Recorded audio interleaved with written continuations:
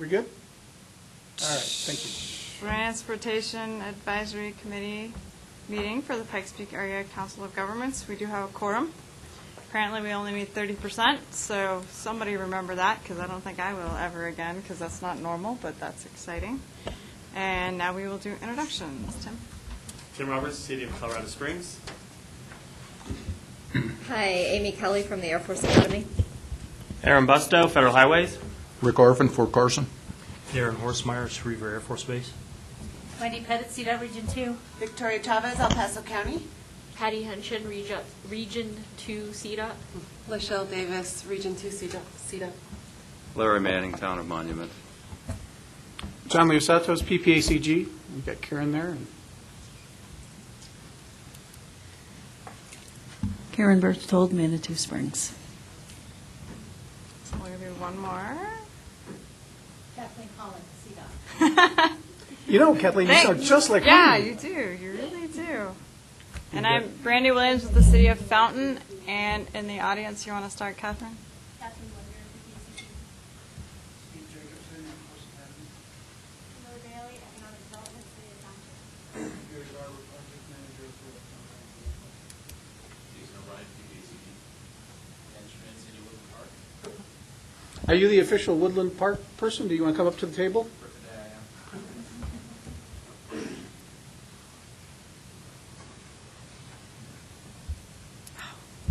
You, Ben.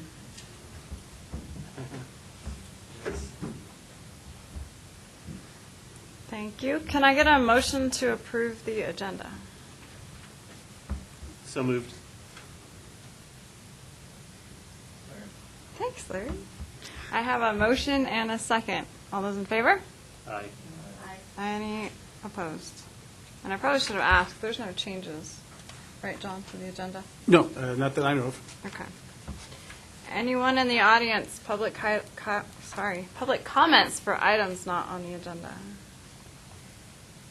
Wonderful. Is that moving fast enough for you, Tim? Yes. Any questions or comments on the minutes? Can I get a motion to approve? Or a motion if you want to disapprove. Move for approval. Second. All those in favor? Aye. Any opposed? John, Board of Directors report? Thank you. The board met on June 12th, and they had the following items that would be of concern for you all in transportation. CDOT Director, Executive Director Shoshana Liu was here and gave a presentation on her vision, also talked a lot about the planning reset, which we also have on the agenda later today. There was a recognition of Mark Andrew, who is retiring from CDOT tomorrow, I believe, is his last day. Under action items, there was the CDOT Build Grant Letter of Support that CDOT gave a presentation on. I did like to mention it was very much appreciated that the City of Fountain came and spoke in favor of that during the call to the audience. There was the approval of the Public Participation Plan, the UPWP, and TIP Amendment number 9. We also had an item on there where they recommended the support for Rocky Scott to continue on the State Transportation Commission, as his tenure is up, I believe, in September, and he has submitted his application to be reappointed. And then finally, as an information item, Catherine brought yet the second, almost to be the last batch of long-range plan chapters. Any questions for John? Okay, item 6A, action items, 2045, RTP, M&O assumptions.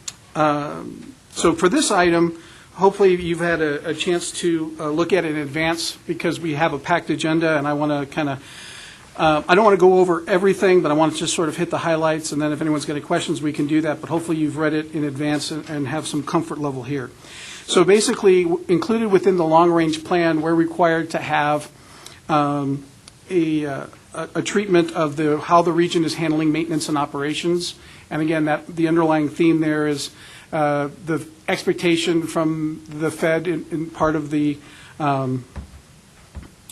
regulations is that we're not going to just pay for new stuff all the time. Once you get something, you actually have to maintain it and keep it up, as well as that also sort of goes for the transit funds. Make sure you've got a system of good repair and you're continuing to run your operations for your transit as well.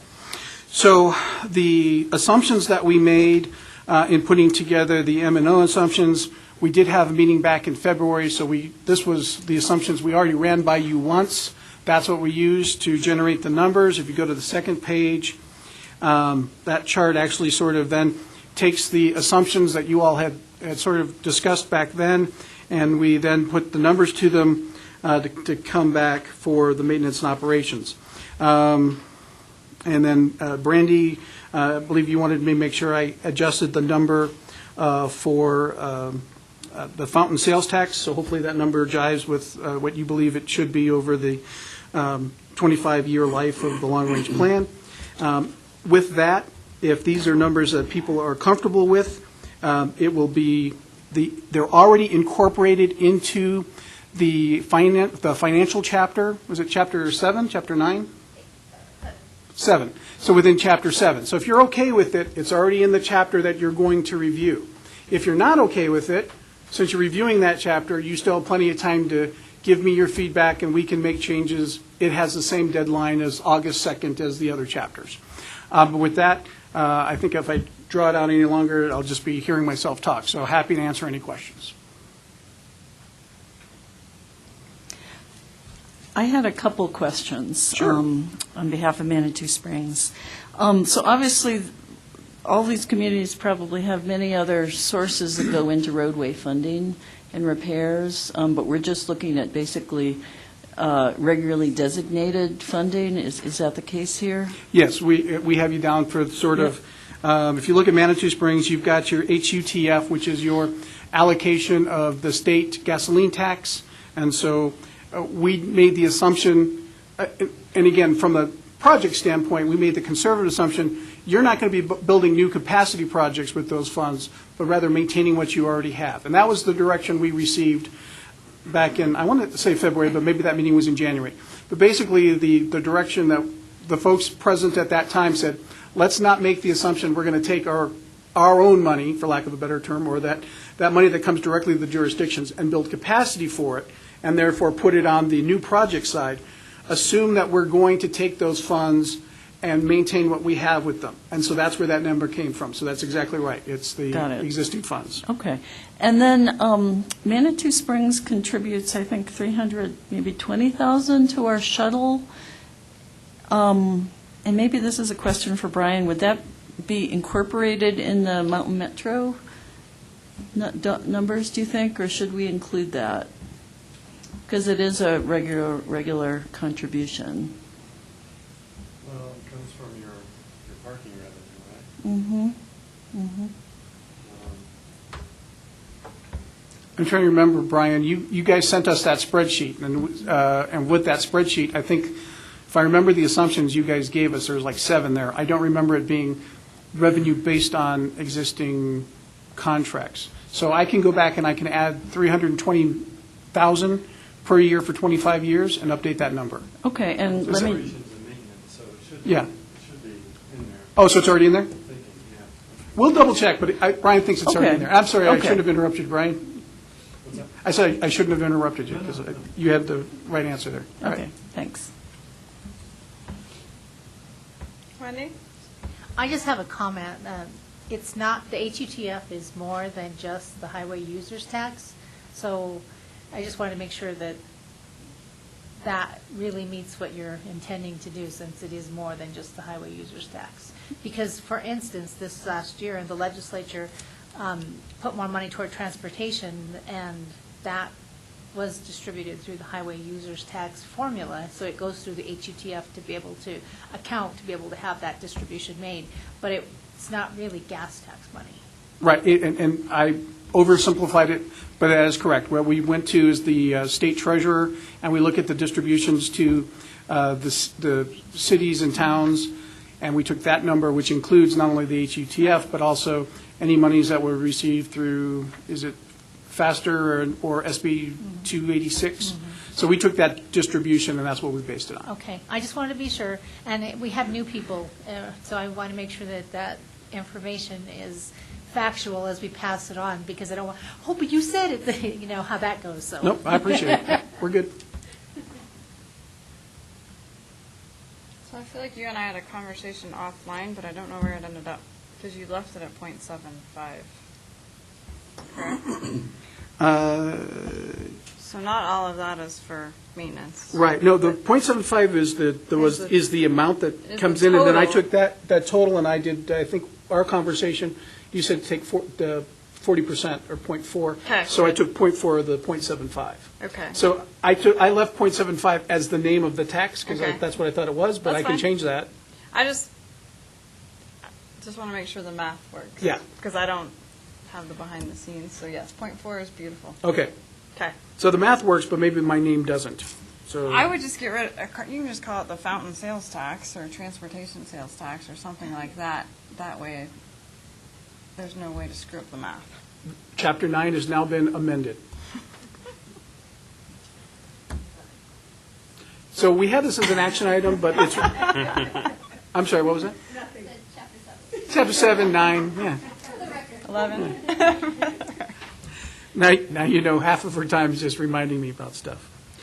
Like I said, we have this down as an action item just to make sure that there is concurrence, that this is appropriate and you're good with moving forward.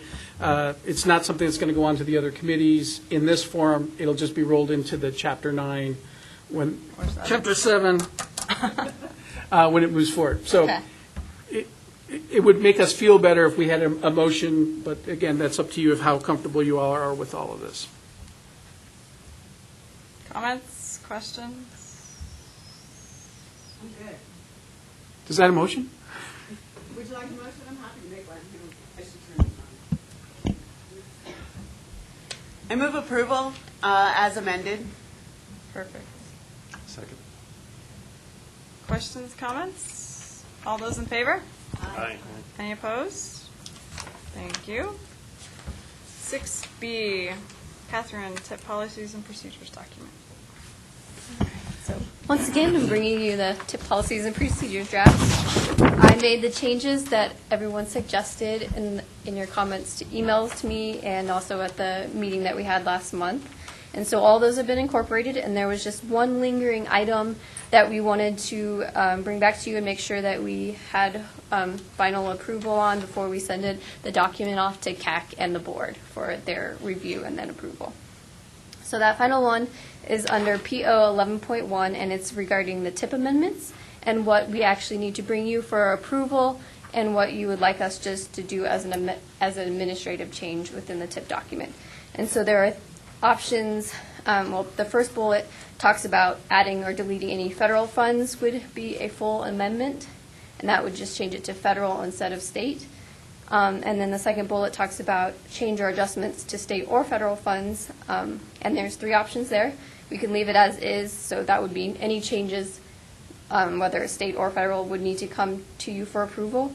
Or we could do if the change is greater than $5 million or more than the original cost, or if that change is $1 million or 20% more than the original cost. And that's those are a couple items that are examples that have come from other MPOs, which is where those came from. And Dr. Cog is $5 million? Yes, and then the front range, I believe, is $5 million as well. I think that came from you. So, and then there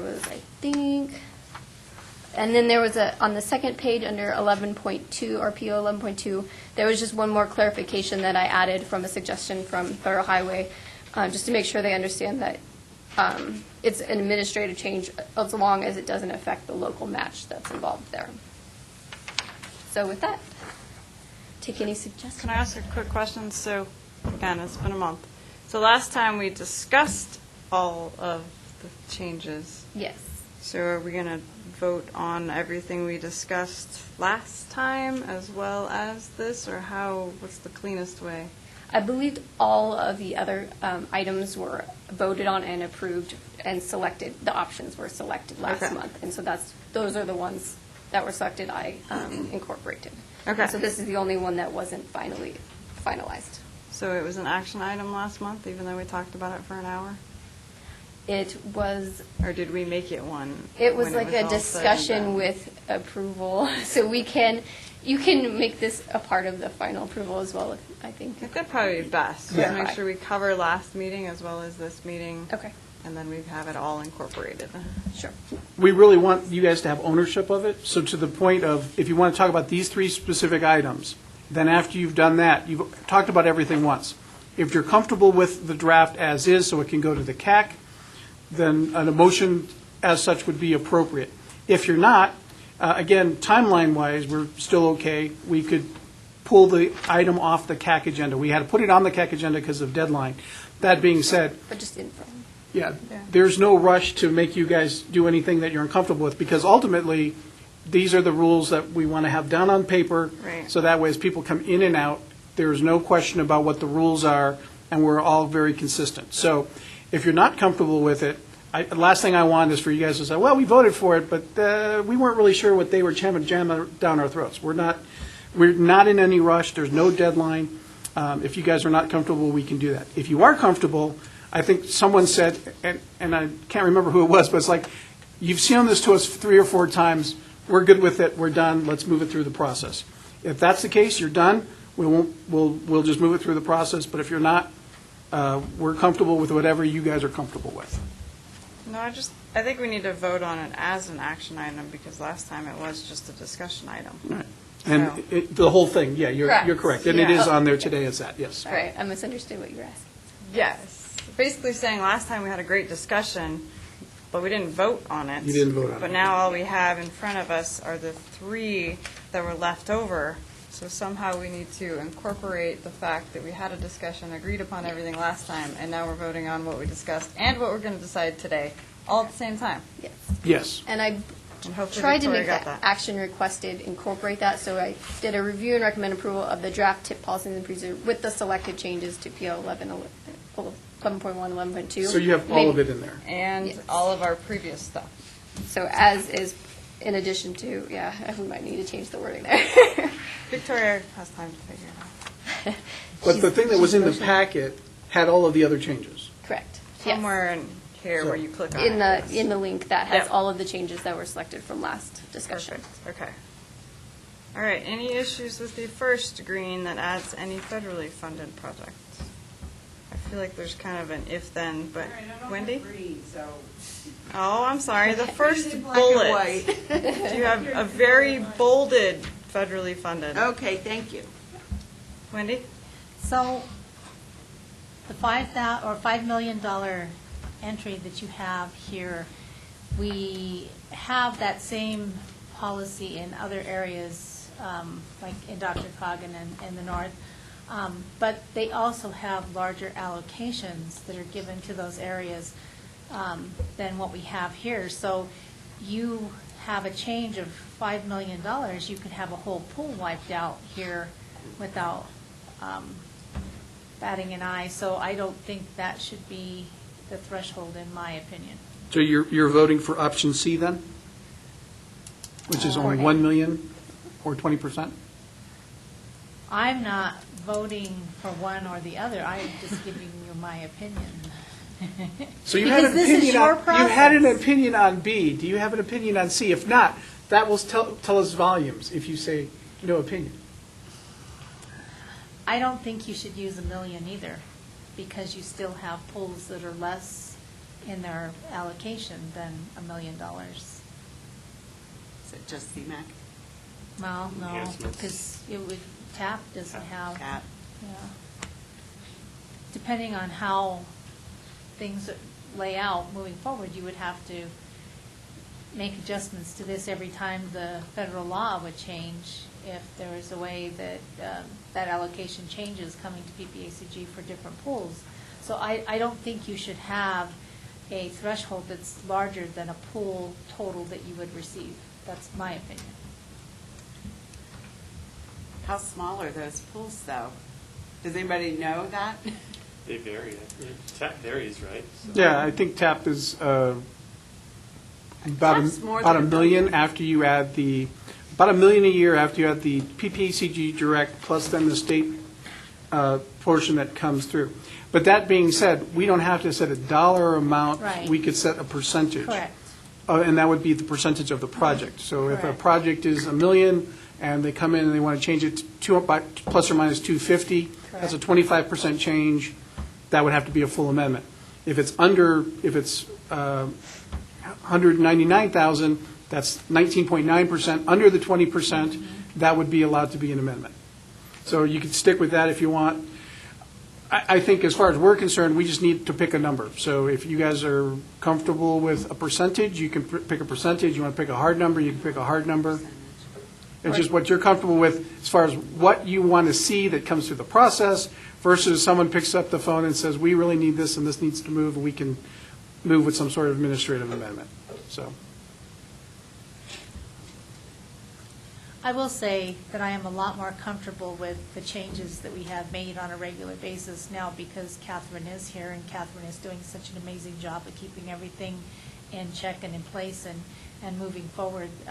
It's not like it was before when I had to worry about everything being in balance. So I'm really appreciative for the fact that Catherine's on it. And I appreciate you answering all my phone calls. And I appreciate you, no, I'm sorry.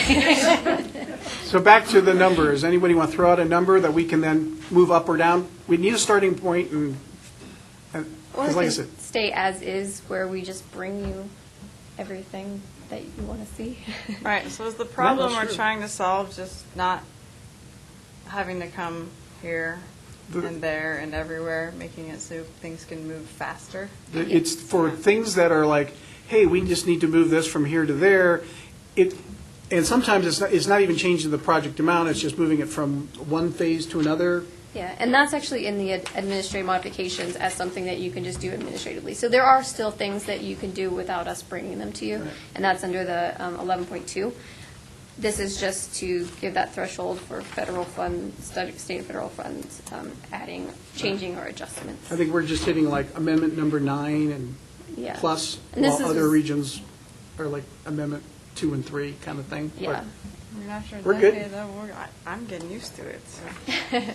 And if you don't mind, I don't mind bringing it to you. It's just clarification, because Aaron had asked for clarification, and it did need clarification. So. Yeah. Option Okay, A. Brian? So, question. I mean, shouldn't we be addressing a change either way, an increase or a decrease in funding? Right, so shouldn't B and C say more or less?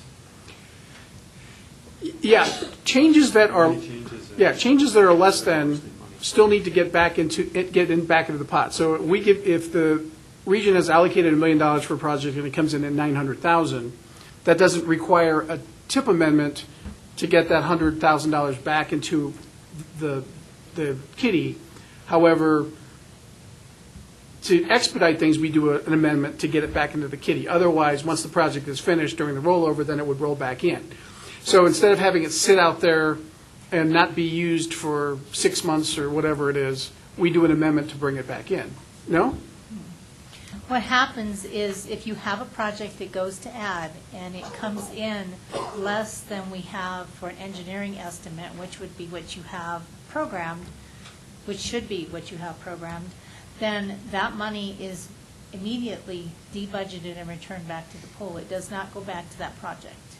And so when we Right. have we do our quarterly cost overruns, that money's back in the pool to be reallocated at that point. But I can tell you at this point, with the economy the way it is, nothing comes back these days. Usually it's short and the locals having to make up a difference. Right. But if we did have that situation, it would be returned immediately to the pool. We should talk about that policy, but that'll be a discussion offline. Because if you do that and it happens within the same fiscal year, you have very little time to do it. Because what happens is the obligation authority will come back as well as that. And if you do it and you hand it to us right before the end of the fiscal year, the apportionment might roll over, but the obligation authority won't. So if CDOT's always willing to make sure that they do that, but at the same time, we're hearing CDOT wants to clean up on practice. But we'll have that discussion offline. Absolutely. And I can't tell you how that's going to change moving forward. I just know that it is, so. Yeah. So, okay. Karen? question. So I guess I'm a little confused. If a project is, say, $1 million over, wouldn't they have to come back to request those funds if they were from a federal source? Yes. Unless they were provided in a grant. Yeah. So Or- say I got a new grant for for $500,000. I don't have to come back and ask for it out of the TIP pool. I'm telling you I got it. Okay, so we're talking about other sources, other federal sources. Yep. And state money as well. Got it. Okay. And then when you do that, normally the source won't obligate the money until they see it into the tip. So that's part of the advantage of having an amendment process that we can expedite versus, oh, well, we got a grant and we need to show it in the tip before we get it, but you can't get it until it goes through the process because it doesn't allow under the administrative. Okay. Okay. So, but I want to go back to what Brian said. So, Brian, I think after Wendy's discussion, I think you're correct. It needs to say plus or minus. So we'll make that correction. And I have to say, I like the percentage, because just pulling out a number doesn't really make a whole lot of sense to me, and, it's all dependent on the cost of the project, so if they are adding or taking away more than 20%, then that would trigger a full amendment, right? If that's the way you want it to read, some people have said maybe they want to just leave it alone the way it was. So whatever you guys want. We can leave it alone, or we can add 20%, or So are we saying that third thing. if there is an amendment of 10%, or a change in the project cost of 10%, there's no TIP amendment? No, it's just done administratively. Right, we So I don't see, so that's where I was looking for administrative in the 11.1.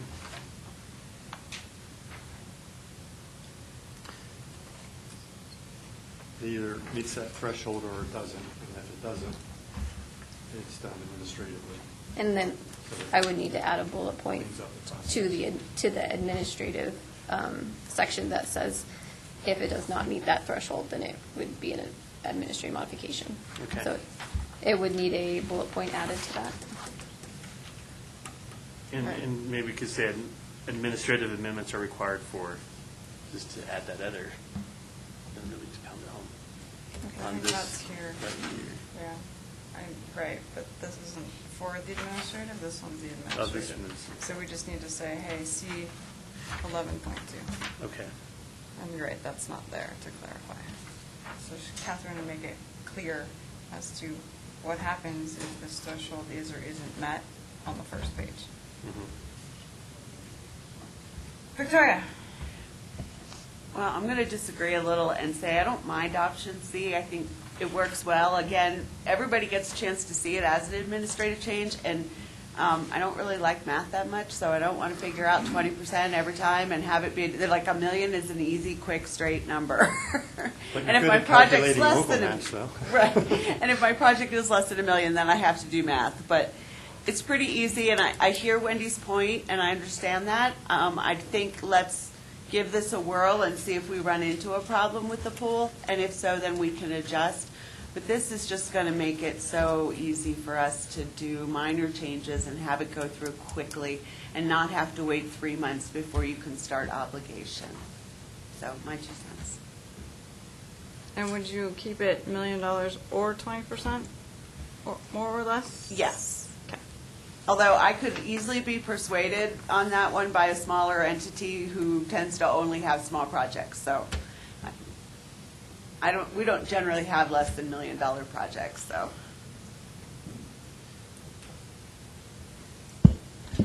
So, give me an example. Refresh my memory. What is our annual allocation of Metro funds right now? I believe it's around 6 million. I thought it was 8 something. Oh. So if we're in a range of 6 to 8, $1 million is a pretty big chunk of that. I'd almost suggest we do go with the percentage, actually. How about 750?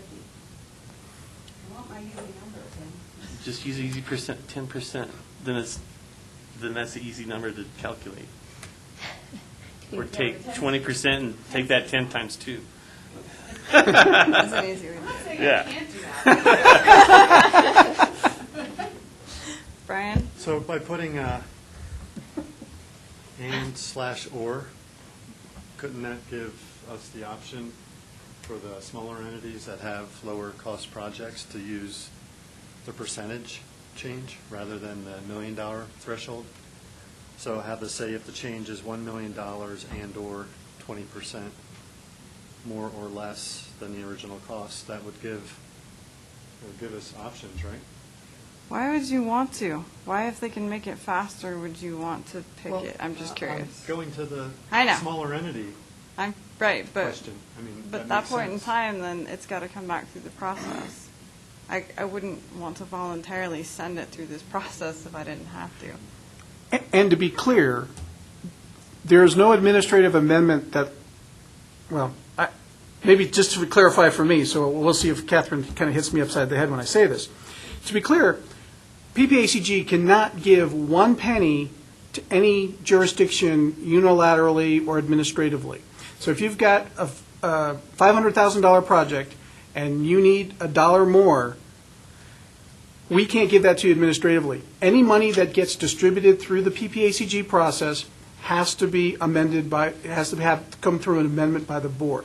What we're talking about is those amendments, so far she hasn't slapped me, what we're talking about is those amendments where you've got your 500,000 and you're changing like your local match, something that's there, or you've gotten another grant or something, and you come back and say, hey, the original monies are still valid, but now we have these other monies to bear, or we're going to make this change, and we need to hurry up and get this money obligated. What can you do for us, Catherine? And Catherine looks at you and says, well, right now, we can do an administrative amendment if the money comes from certain sources. So, for example, we'll do an administrative amendment if Wendy comes and says, hey, the State Transportation Commission voted and they moved money from X and Y. It's not your money. You guys don't get to vote on it. It just happened. We need it to be reflected in the tip. So we can do that. So if you get like a Federal Lands Highway grant, again, Federal Lands Highway is going to make sure that it's in the tip because it's federal funds. It's got to be in there. Those are not funds that have come into the region that change. So we should be able to make that change administratively. But then the question becomes is when you start moving these other things. That's why we've had this sort of weird thing of like people come to us and say, is this administrative or is it not administrative? And sometimes we're kind of shaking our heads. That's why for us we'd like to have it written down as to what the rule is so that we follow it and that we're consistent. So that being said, we're not talking about any new money or PPACG giving anybody any money. It's when existing projects that are in the tip are receiving these outside sources. At what time does the project have to be modified? And when it's really, I think that's part of where that $5 million came from when we had the last discussion is, well, if it's all funds that we have no control over anyway, it's probably no big deal if Federal Lands Highway gave you money or somebody else gave you money, just show it in the tip and to get it moved on.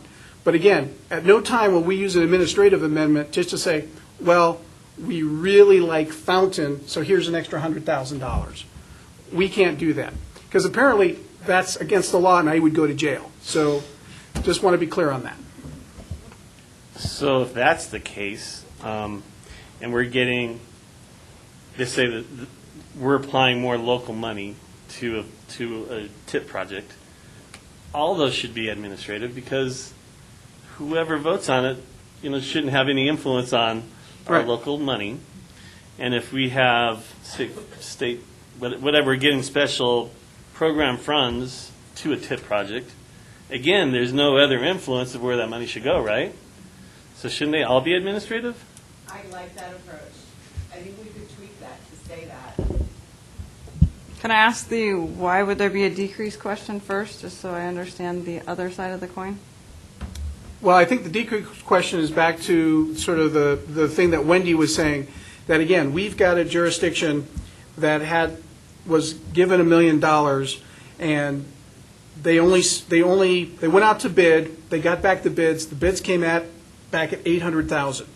So if it's over a percentage that's allowed by the feds, because sometimes they'll allow a little percentage for contingency, maybe that doesn't happen here in Colorado. Anything that's in addition has to be then put back into the pot, because the feds don't like to let you, and I mean feds in a nice way. If I said federal, that would be too long.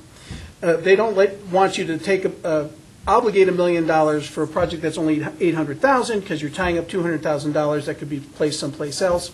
That's also part of that whole sort of want to see progress on a project, that sort of thing. So they won't let you obligate that money. That money then comes back to the pot. So I think that's what Wendy is saying, and that's when it would be appropriate, again, for us to do an amendment. Because, again, we can't move any money without it being in that official document. That being said, is there ever going to be a time that someone comes back and says, hey, we'd like to do this TIP amendment, we're giving the region back money, that the region's not going to approve that? That should probably be administrative as well. And Wendy, you've been very patient, so hopefully I haven't said anything that contradicted what you wanted to say.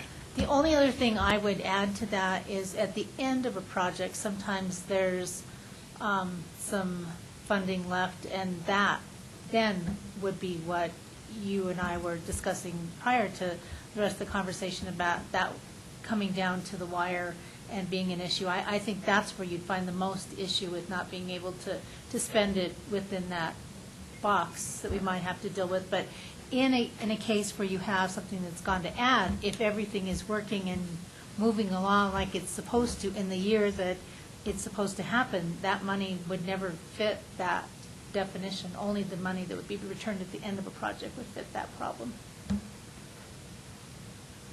Okay, so I'm going to try and make this hard then. What if we keep bullets 1, 3, and 4,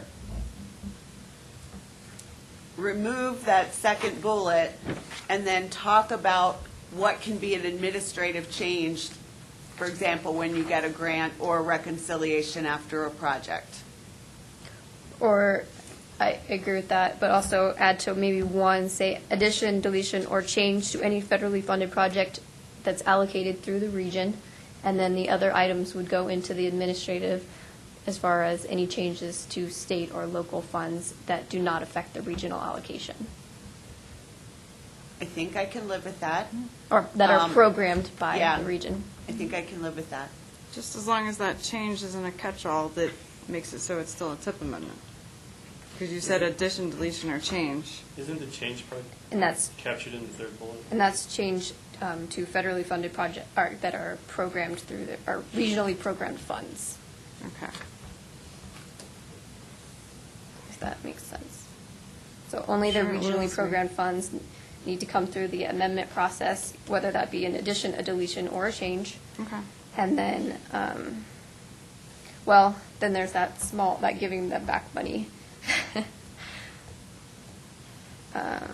I wouldn't worry about figuring it all out right now, because I'm Right. going to tell you I'm going to ask for this whole thing to get come moved. back later with all the changes already incorporated. So Okay. I think you hear what we're saying. I know you're bright enough to figure it out and make it work for us. Okay, yes, I will work through the wording on that to make sure and I'll bring it back. And then minor tweak for the second part, for the administrative, I think I'd like to see roll forwards on the administrative change as well.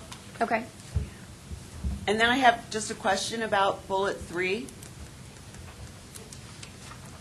Do we have to say, or any change that would likely have resulted in a lower score during the TIP project selection process? Because a lot of times we don't score those and we may not know. So I think the other examples are sufficient. We could probably cut that We can last kick that out. sentence and it's just a little cleaner then.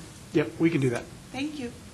And so, Catherine, I don't know if it's too late to remove it from the CAC, but at least when we have the CAC come next week, we'll just remove that item from the agenda. Because I want to make sure that when we take something to the CAC, the first time it goes to the CAC is going to be information, and then the board for information, then it'll go back to the CAC for a recommendation, and then to the board for a recommendation. So what I'd like to see is make sure that you guys are 100% okay with it before it even goes to any of those other committees. Because ultimately, I think the CAC might be some of our hardest critics, so to speak, in this. And it would be my recommendation, if any of you are available, that hopefully you are buy-in enough to these policies and procedures that if I could get one or two of you to show up to that CAC meeting and give practical examples, I can talk about policy and what I've experienced in my career all day long, but the fact that you guys are the actual practitioners who could come and say, well, here's the reason why you can't just say no, not 1 penny more. There's actual reasons why that actually hurts the region if we have committed to a project and now we're going to not be able to deliver it because we're a few dollars short. That's kind of cutting off our nose to spider face. So I can talk about that in generalities, but again, my hope is that you guys like these policies enough that I can get some of you, one or two of you, to give up your time to go to the CAC and give some practical reasons why these rules make sense, and these are the ones that we want to write down and live by. So that's part of my thought process of not taking it to the CAC until you all are ready to do that. Is that all right?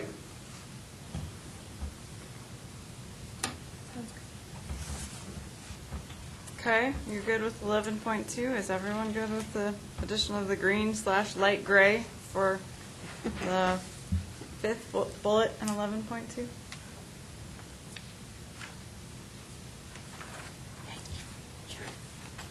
Okay, and is everybody okay with the roll forward addition to administrative changes for the tip? All right, Catherine, you want to try and put all that together and we'll vote on all of it next time? Sure. Sounds good. And then before you leave, We can need you a pull up formal the... action table. Yeah, you can make a motion to table if you'd like, but we take that as direction, however you want to do it. Someone's a... Go ahead. I'll just motion to table this until next month, or until the item's ready. Second. All those in favor? Aye. Any opposed?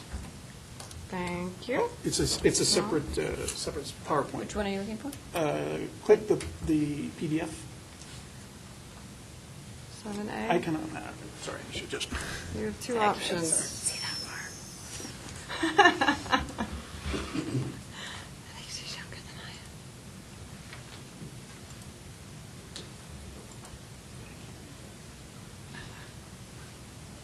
Okay, item 7A, City of Fountain Build Grant Application Presentation. Are you going to introduce it, John, or? Well, I don't think I need to. Okay, Kimberly. And I appreciate your patience. I didn't think that item would take quite as long as it did, so... Well, that's okay. That's okay. We appreciate your time as well this afternoon to just inform you about a project that's been pretty much in the works since about 2014. We want to make sure that we can answer any of the questions you may have. But it's a very strong project that will relate in regards to job creation, Fort Carson resiliency, as well as changing traffic patterns from being on the road to on the rail going forward in our region, hence why we are in front of the transportation affiliate in our community. So myself, Economic Development, Urban Renewal for the City of Fountain, as well as I'm joined by Gary Barber, our project manager on this resource. There is a multitude of other agencies alongside with us, not here today, but they are in unison with us. As you can see, their logos are stamped on the front half of this opening screen. So you have the Colorado Springs EDC, you have El Paso County, we have the corporate ownership, which is Edward C. Levy out of Detroit, Michigan, and then ourselves as well. And then the Colorado Springs City, as well as the utility division, is part of our alliance under a memorandum of understanding. So with that said, I'd like to go ahead and introduce Gary to the podium, and we'll answer any questions you may have at the end. Thank you, Kimberly. I'm going to hand out, and you guys have an enthusiastic group here, so I don't have copies of this for everybody, but you can share some of them maybe. This is our original concept. And also got a graphic that's in the slideshow. Great. Anybody know how to get this to full screen? You know, it's a PDF, so I think we just got to roll with what we got. Just grab the arrow to the right and push that thing over. Yeah, there. This one? A little farther right. There's also a full There. screen. Yep. If you go to view, you can go to full screen view as well. You go to the top and then full screen. Thank you. Thank you so much. Thanks. Okay, quick overview. Kimberly did a nice job of articulating who our partners are. This has been an idea that's been out there for about 20 years. And we've gotten, over the last 5 years, pulled a group together, funded some initial work. We're on the threshold of having a feasibility grant. We've had an interaction over the last year with Colorado Springs Utilities. As you'll see in the graphics, they control the spur that goes into the property potentially. It could be extended to Fort Carson. And then we'll talk to you about why we're in front of you today. The public-private partnership really began in Fountain and in El Paso County with the idea of creating jobs. The efforts to support Fort Carson for readiness and resiliency have come over the last couple of years and really started back in 2015. The Edward C. Levy Company owns Schmidt Construction. Those folks do quite a bit of work on the fort. One day a gentleman showed up at our office and started asking us questions about what we were doing with this concept plan. And it turned out he was the encroachment manager. And he wanted to understand, what was happening next door. That was back in 2015. So where we are now is we've had several meetings with Colonel Werdinger, meetings with Colonel Fitch before him in terms of a dialogue, and a couple of conversations with Hal Alguire. Am I saying that right? Mm-hmm. So Hal's aware of this as well. Our feasibility report, we're pretty happy to have because we went through 3 alternatives with Colorado Springs Utilities to get to a preferred alternative. We did a preliminary site evaluation, which the Levy Company paid for to make sure we looked at endangered species, wetlands, those sort of federal concerns. Where we are now is we have a feasible project, but we don't have a project we can build, and we certainly can't finish all of the environmental investigations for permitting until we have a design. The other element of the design is to get the 2 Class 1 railroads, Union Pacific and Burlington Northern Santa Fe, to sign off on the operational nature of what we're trying to do with a rail park. And then that feasibility report will also include where we have draft workforce analysis and a fiscal impact analysis. The project generates about 6,000 jobs, both direct and indirect and induced for the region. So it's got a pretty significant regional impact. Here's our preferred alternative. It's part of the reason why I wanted to give you all something closer to look at. What you've got in Colorado Springs Utilities at the Nixon plant was a plant that was built in the 70s before we had 110-car unit trains to deliver coal.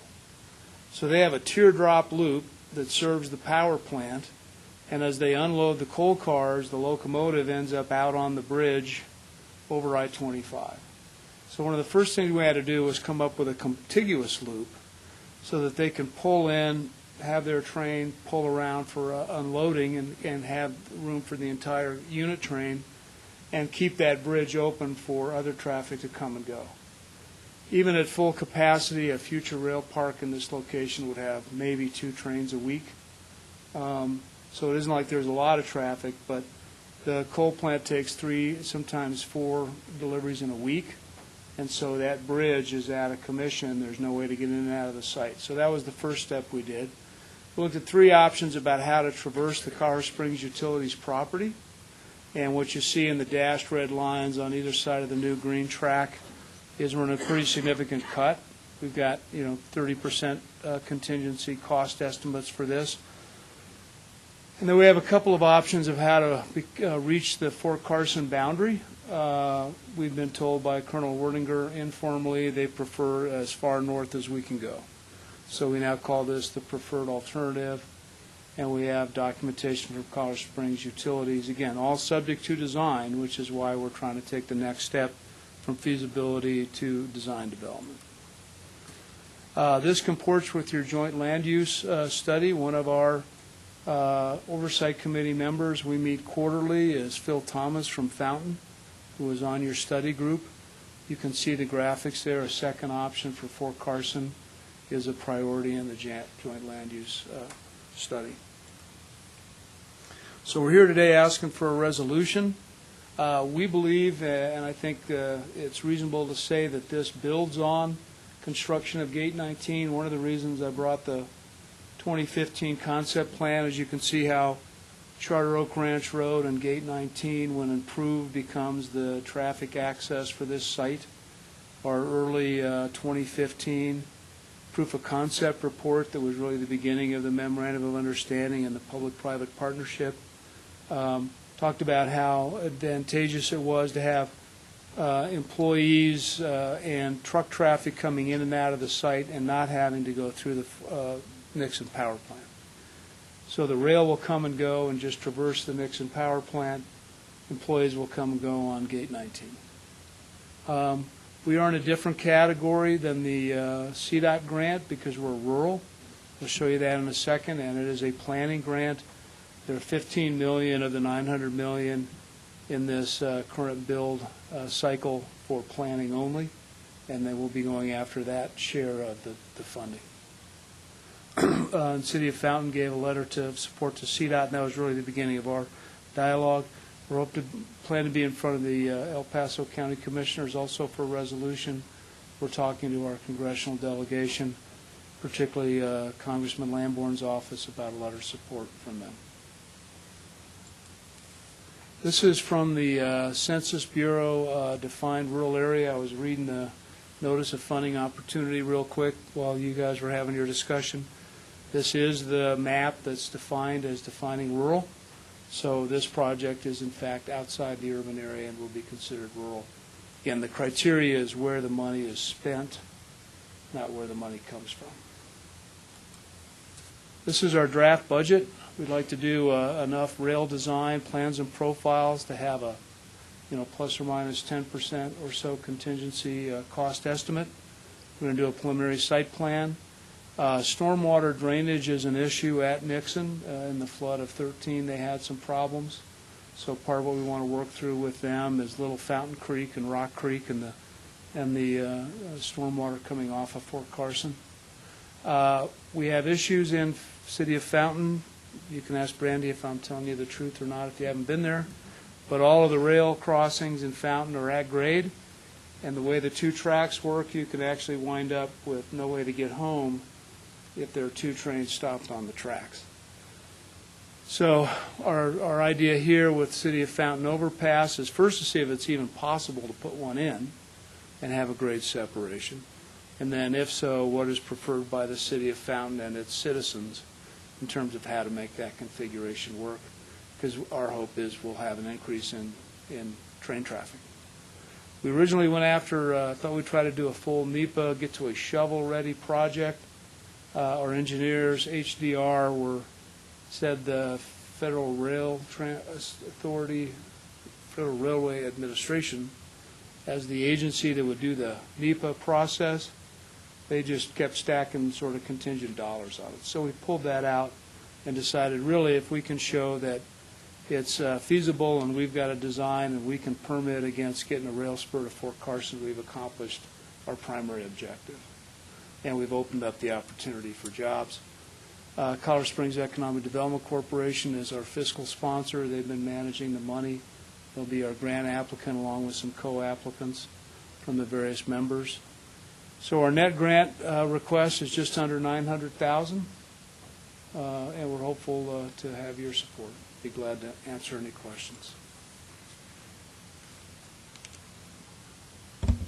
Amy Kelly from the Air Force Academy. I think you touched on this briefly, but this project would compete in a separate section, pot of money from the Military Access, Mobility, and Safety Improvements Project, correct? That is correct. Okay, so Right. PPACG lending its support to one does not affect lending support to another. No, and in fact, it's our premise or our argument, if you will, that knowing that Gate 19 is going to be built, hopefully the Defense Access Road is going to be constructed if that grant's successful. Planning what comes next is a logical next step. Can I add a response to that as well? So under the grants as well, they're actually complementary, not competitive. Standing alongside of that is actually CDOT is writing a letter on support of our grant, and we as City of Fountain have written a letter on support of their grant. So just as we're asking PPACG to write a letter in support of resolution in July, it shows that alliance of those unified efforts in this region. And yes, it is the coolest thing I've worked on in a long time. All Any right, other we appreciate your time. questions? Go ahead. I just want to see, any other questions? So is this like a head nod? Yeah, this is a head nod thing. It's a information item, because again, let's say someone showed up here today, didn't have their Snickers bar, was really cranky, leads a discussion that kind of goes off wacky on us, and everyone says, oh, wait, we're not going to vote for this, we want to vote no. Well, it's not up to you guys, no offense, you're not the decision-making body of the organization to make that call. That goes to the board of directors. So it'll be information here. I don't know how it's going to show up on the CAC, because the CAC's a little different in that things have to go to the CAC before they go to the board. So I think it's still going to be information there, because regardless if CAC is cranky or not cranky, it still needs to go to the board, and the board gets to make that ultimate decision. Because if you did have an action item and you all voted against it, then that just slows up, that messes up the timeline, and the grant is due the 15th, and the board meeting is the 12th. So that's why it's an information item. But if you all love it and want to say, we just want to show our support and do that, and everyone says that, when we make the report at CAC and the board, we will say, even though it was an action item, they all lended their support. So it's up to you if you want to do that. So hopefully that made sense. Perfect sense. Okay, do we get a head nod? Everybody in favor of the idea of moving forward with this? Thank you. Thank you. I think in the more words of Mel Brooks, that's a harumph.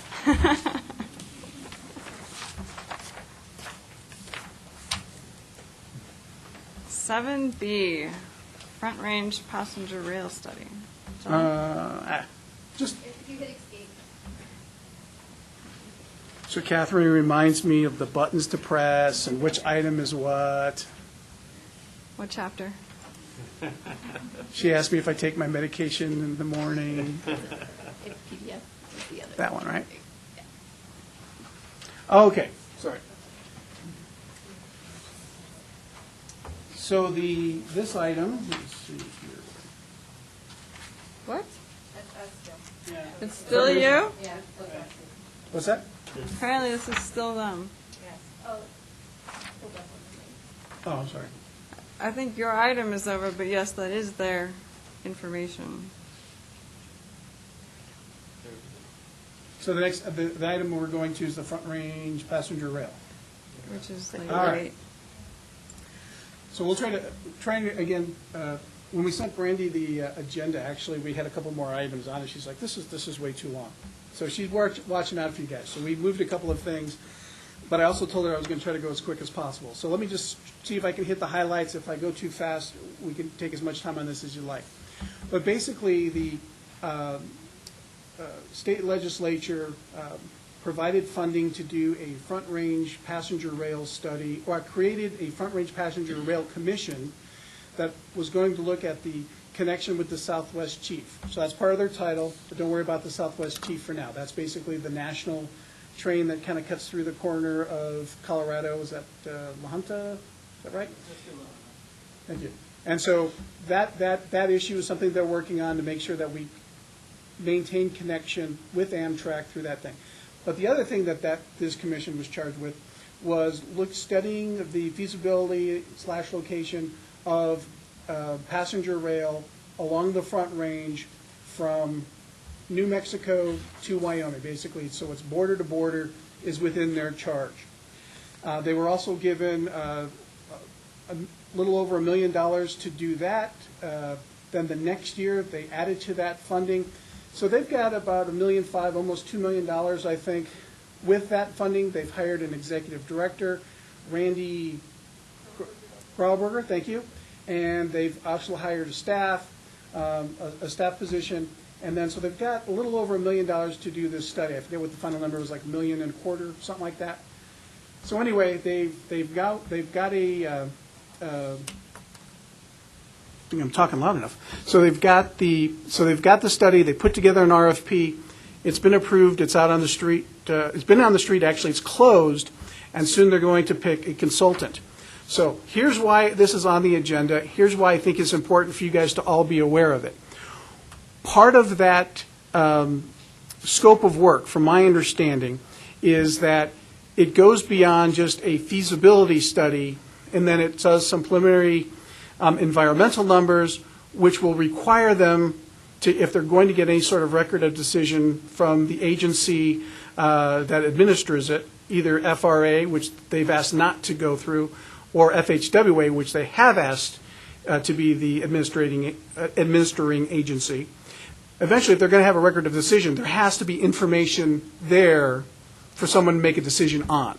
So that means that the study itself is going to get to the detail where they're going to start modeling and putting lines on maps. So here's why this is all a heads up for you. It's conceivable that either CDOT, through their modeling staff, Eric Sabina or somebody that works for Eric, will come to you and say, hey, we're doing a feasibility study, we need some numbers for modeling, and we'll give them a lot of that numbers. Will be the one there.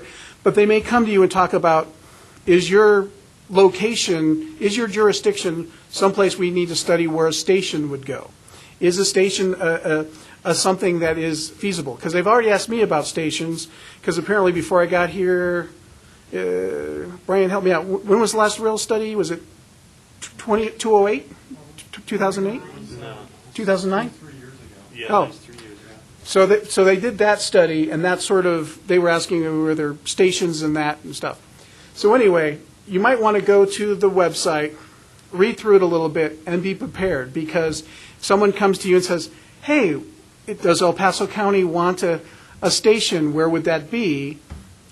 How do you answer that question? Are you comfortable asking that question? Do you need to go to your city or county administrator or manager and say, does Manitou Springs want a station if we're asked? Does Monument want a station if we're asked? So they might come up with a different way of developing the data and everything else, but odds are when they come and they develop the data, they're going to contact Will. Will's going to give them all of the numbers we have for the modeling. But then there's always going to be the station question, and in addition to the station question, then there's going to be what changes do we make to the land use assumptions based on the stations and in transit-oriented development. So they're going to say, okay, well, can we assume that you're going to have the right, not only are you going to have a station, are you going to do things where people are going to hang out at that station and not need a car, and therefore do we take those trips and take them off I-25 and put them on this rail, those sorts of things. So again, it's just a heads up that even though it's a statewide study, it's going to have components by which they're going to dive deep into the region to get the feasibility of the location and actually then determine where that location may be.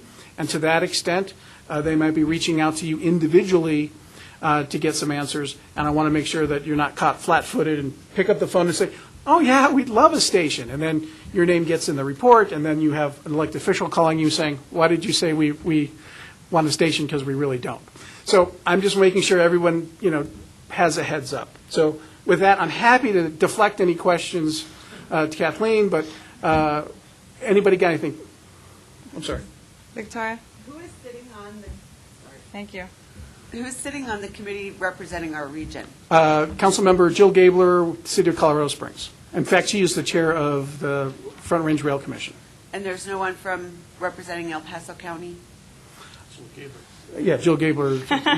And Because so I believe there's no one representing? Well, actually, I think the seats are based on the MPO. For example, North Front Range has Becky Carrasco. Is that her last name? I got close? Okay. No, you were right. Okay. So she was the designated from there. For the Dr. Cog region, Jacob Reiger was that. So it was kind of up to the MPOs to sort of decide who they did. And so for our area is Kathleen. And then they have, Pueblo's got, is it their mayor?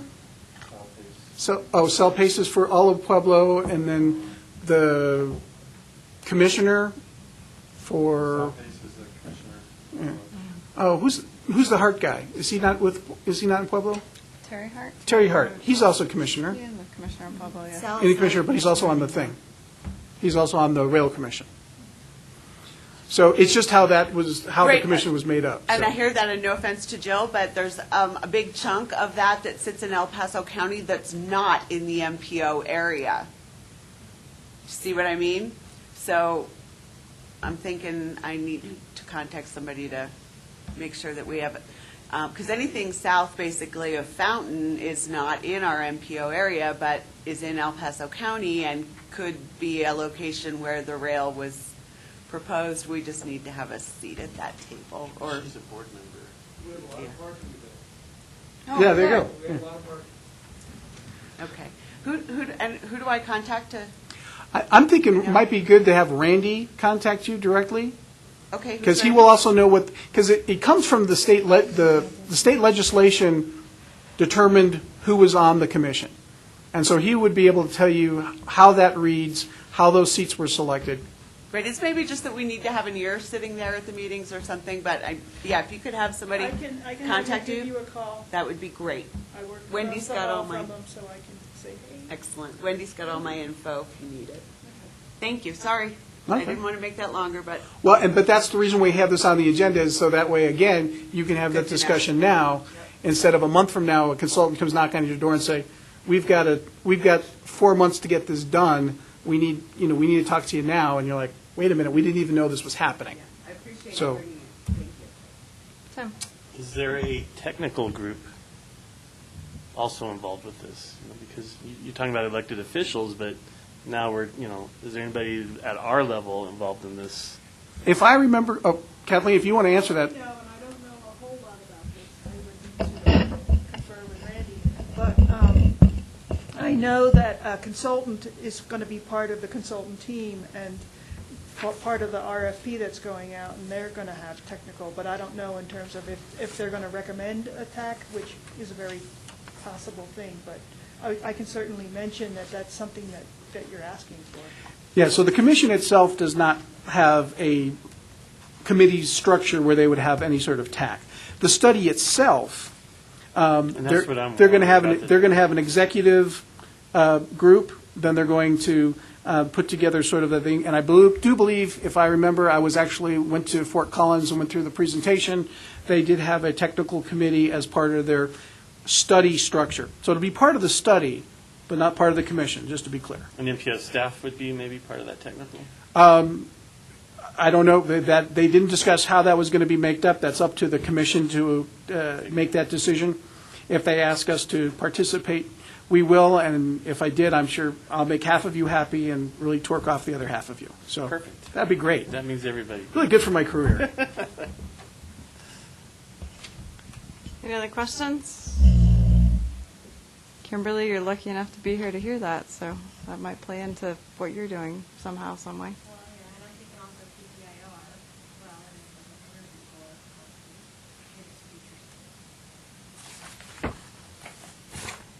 Okay, thank you, John. 7C, it's your turn, Catherine, or are you just running the computer? It's John again. Yep, it's John again. John show. All right, well, I'm not even going to try to say I'm going to be fast, because every time I say that, it ends up being much longer than I wanted. So what we wanted to do here, and Wendy, if you could help me out with this, for the long-range planning process, and Kathleen, right now we've got the CDOT is going out and doing county-wide meetings. They've done, last I talked to Rebecca White, you guys were at 11 of the 64 counties, so maybe it's probably a little more than that by now. But again, the idea is they're going out to the counties, finding out sort of needs. They're going out and doing individual events like El Paso County Fair and other things where they're getting a lot of public input for Your Transportation Plan. So Kathleen's handing out a card that's got the website on it, and there's a survey and everything else. So the reason why this is on the agenda the way it is just a short information item. This is not the full Your Transportation Matters presentation. And if you'd like that, we can have the folks from CDOT come, and they can bring the dogs and the ponies and the flaming hoops and all that stuff, and they can take 20 minutes and go over all of that with you.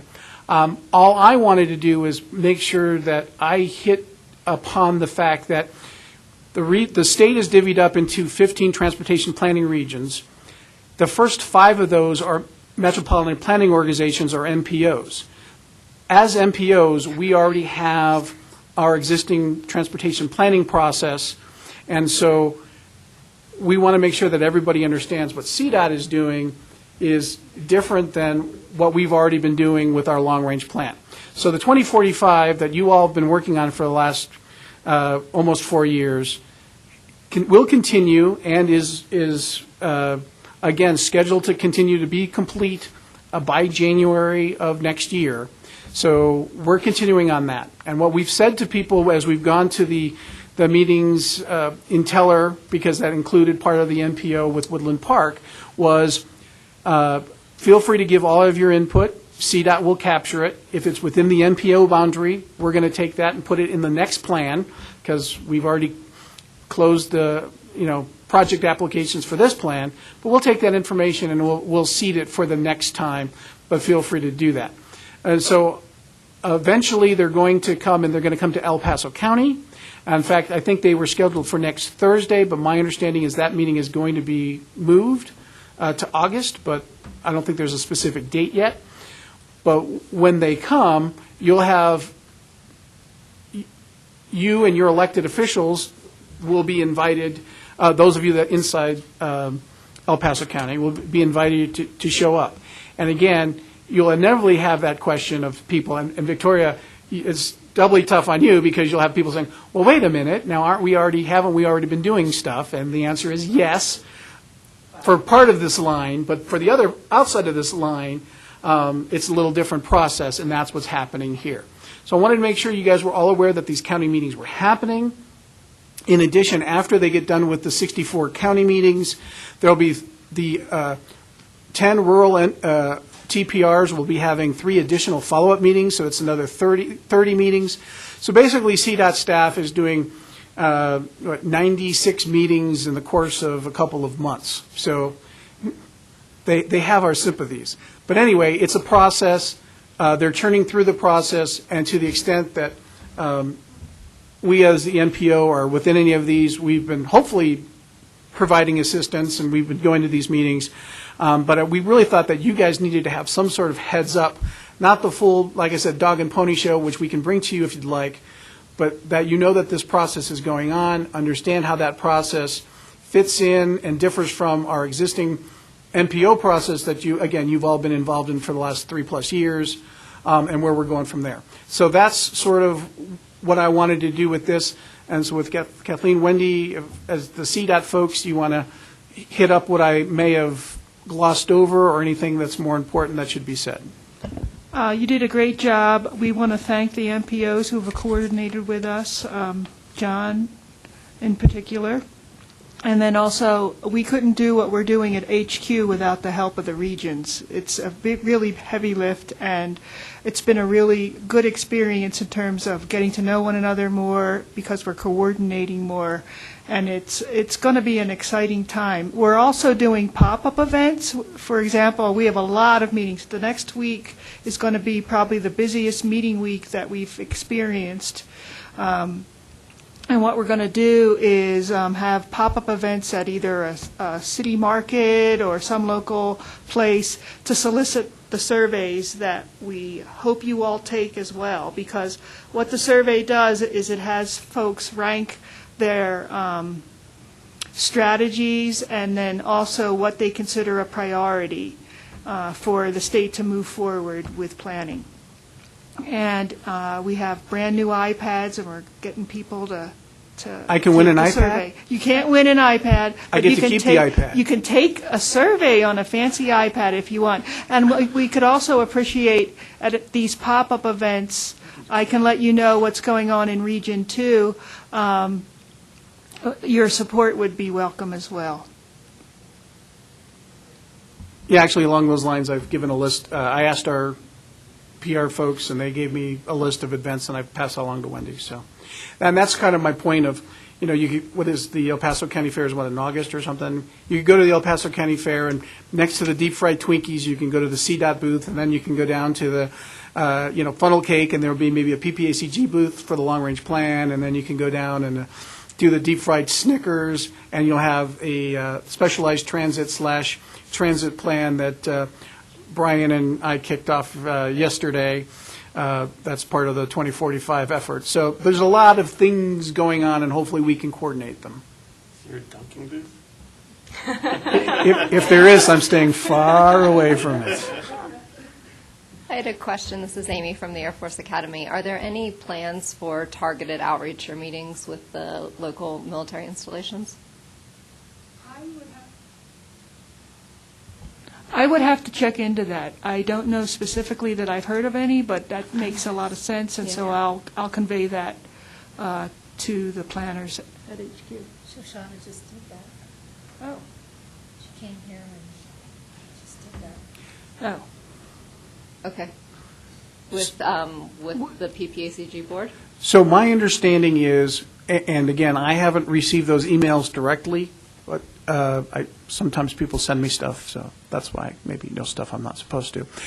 My understanding is they're working on, but that was more of a veterans audience, that they were working with Commissioner Steen and others to get to the veteran population and talk about the transportation challenges of, if you're in the rural area and you've got to get into Colorado Springs for an appointment or to hit the base exchange, or if you're in the Colorado Springs area even and you've got to get to Denver to get to the VA hospital up there for certain treatments.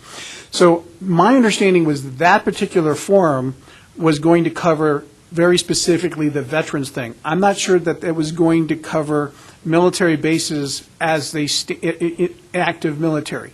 That being said, I'm not part of that planning process, so it might very well be all military, active and retired, but if it is just the retired component, I think that Kathleen can certainly move forward with that message that some sort of other military thing would be appropriate. And that might be already going on, but I'm not aware of it. Because I'm aware of a meet and greet with Miss Lou, and Lou, my apologies, a meet and greet with Miss Lou, but I wasn't aware of any kind of, technical discussion of some of our concerns.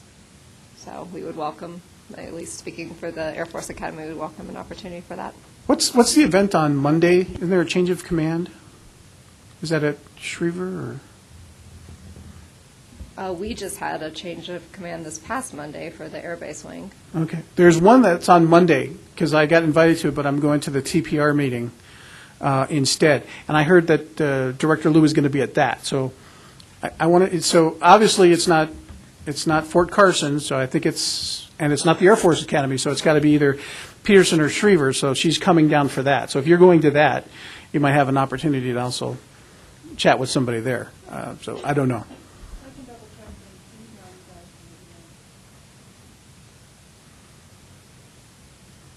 Anything else, Wendy, on this? I think you covered it. Okay, do we want CDOT to present, or do we want to go to the meeting in August? Do we not? I think that dies for a lack of emotion. Yeah, I think we're good. I don't think they're ready August, for a presentation. August it is. Okay. I think what we should do is do a report out on the El Paso County meeting, and because that is encompassing the MPO processes as well, it'll be covered in that aspect, and we should bring what comes out of that meeting back here. Sure. Okay, that sounds good. 7D, 2045 Long Range Transportation Plan Draft Chapter Review. Catherine? Hello, Catherine Winger, Transportation Planner. We have releasing the batch 3 of our draft chapters for review for the 2045 plan. This is the third and final batch. This one includes a couple of new chapters, but there's a lot of appendices in there that you've actually already seen these documents, like the public participation plan and the Title 6 plan, and those ones have been approved. We just wanted to let you know that these are going into the back of the document, and so that's why they're included. And there are some other documents from the previous 2040 plan that will be moved over as well, since they're still in effect. So that's why there's a lot of appendices, but not much of it is new. or not any of it really. And we're just asking for any comments or suggestions on these chapters, all chapters, by August 2nd, and then we'll bring those comments back to you in August as well. Any questions for Catherine? Thank you, Catherine. 7E, Regional Data Coordination / data, however you say it. And so this is going back to some regional data coordination that we've been talking about over the past months. I've been in contact with El Paso County, Colorado Springs, Manitou, everybody, to talk about pavement collection and traffic count collection. We've had some interest in both aspects. It sounds like pavement collection is more important this year at least, and then next year possibly traffic counts. So I just wanted to bring it to your attention that if you are interested in either pavement or traffic counts this year, that we do have Colorado Springs that's collecting pavement, and they've agreed to let any of our members join in as a subcontractor to their pavement collection for spring of 2020. But they're putting out an RFP this fall, and so they would need to know sooner, probably rather than later, whether or not you'd like to join their pavement collection. And that would be a subcontract, so it wouldn't affect their contract at all.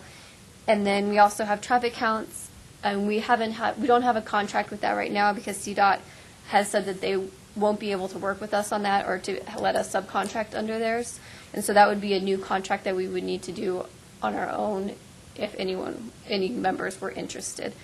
But there is also the database that CDOT and their collection as well that we have available to us.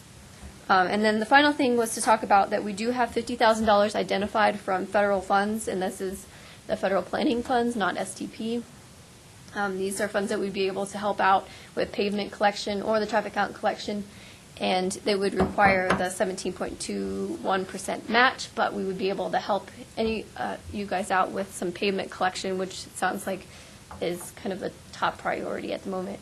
I know El Paso County is curious about ADA data collection, and then Brandy, I think you've mentioned pavement collection is important as well. So please let me know if you would like to join Colorado Springs, or you can talk to Colorado Springs directly, and I can get you those contacts sooner rather than later, and we can work out. You said that, is that federal money that's assisting? Yes, it's federal money, and Are so there that's any strings tied with that? Like, just not strings, just guidelines. Sorry. Yes, I mean it needs to be within the MPO region. Uh-huh. It needs to be on a federally functional classified road, or did we? Federally classified, federally eligible roadway, so Yes. collector roadway. Yes. I thought we decided, though, they could be on a local road if it were adjacent to a federal road. And I think that was for traffic count collection. For pavement, Sorry. I don't know if it's the same rules. That's. And I think on pavement, you Looking at- can't get the equipment fast enough on a local road to get an accurate reading anyway. So I think for the pavement, a lot of that, with the ground penetrating radar is going to go a certain speed or something. But I think if you ran that down a local road, people would be like, what? And so that would be something we would need to figure out how we want to allocate those funds so that we think that it's fair and that everyone is able to benefit from that money, and we also get the data that we need for our, for modeling and for performance measures, and then for whatever you guys need it for.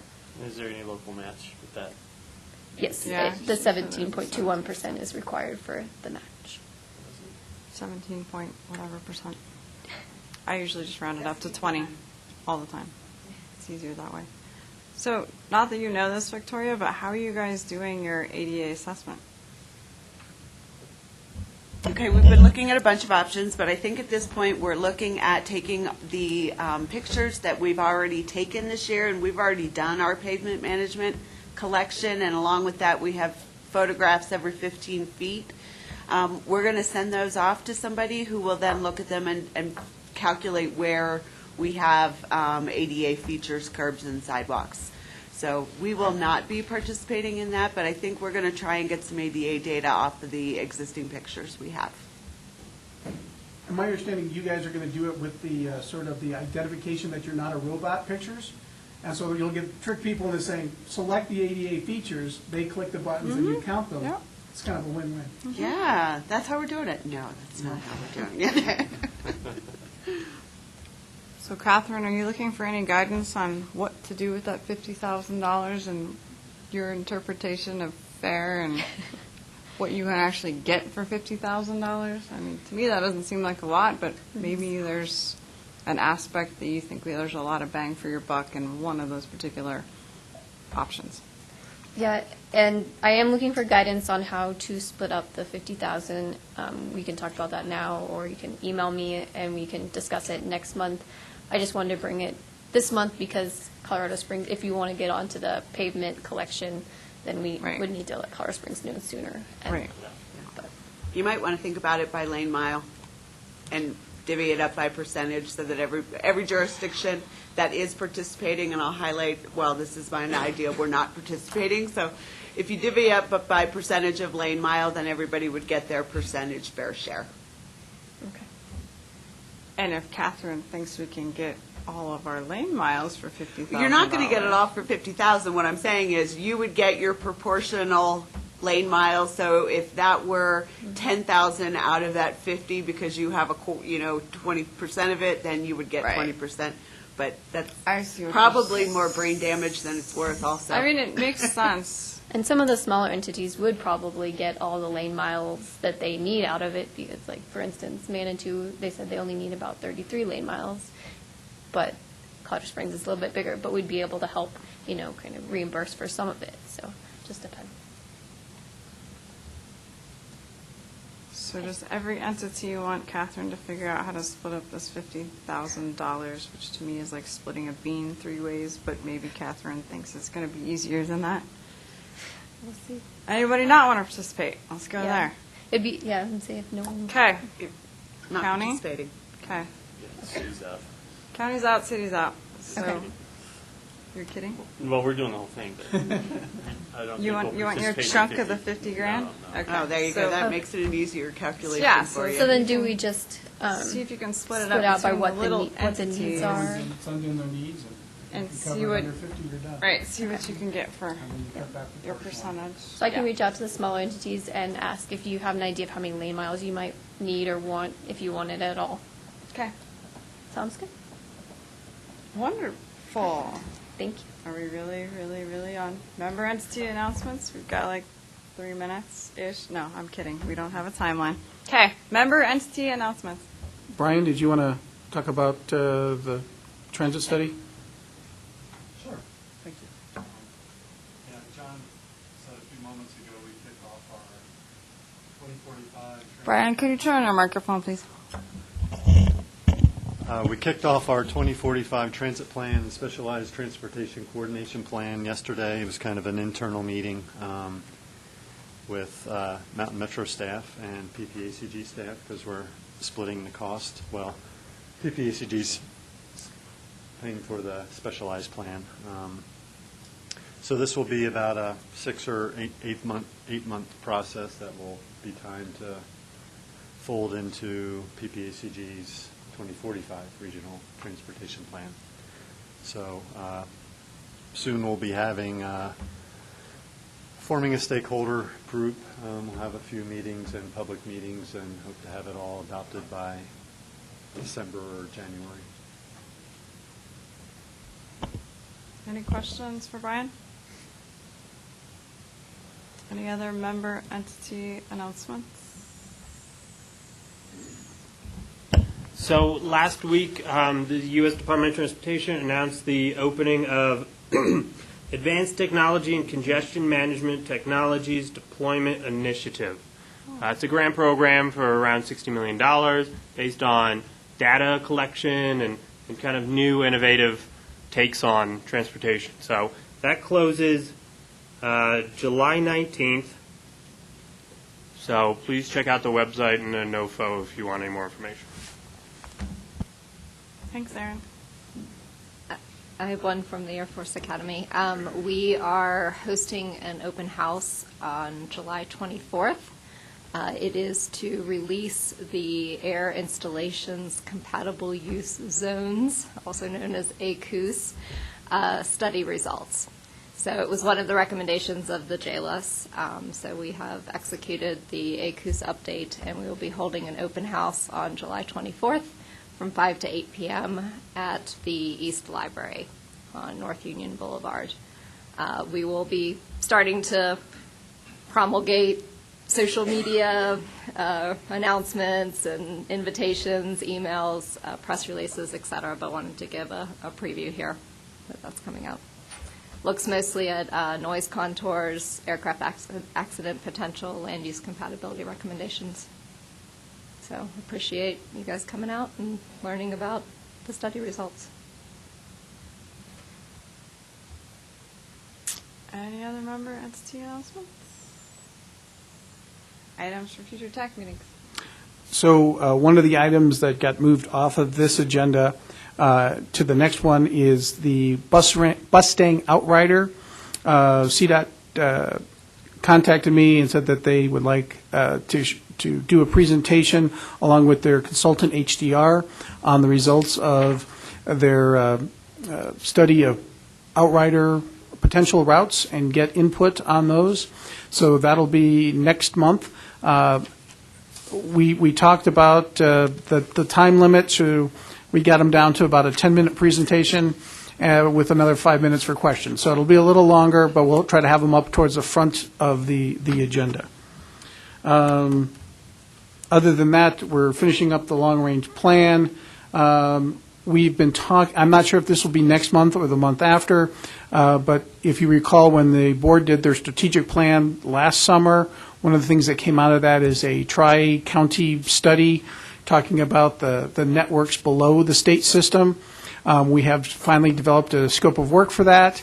In fact, we're probably going to be sending it to Aaron and Wendy here shortly to talk about funding opportunities, because then when we bring it to you, we want to talk about how and what would be eligible for the funding options for it. So that could be part of that discussion. So probably not next month, because again, we're going to be sending it to CDOT and our federal funding partners, but you'll eventually get that, and then we can sort of take a look at that and start talking about that. So those are the items that I have offhand. But we're open to any, if there's direction from the committee for anything you want us to bring in the future. And crickets. Okay. If there's no further comments, we are adjourned. Thank you.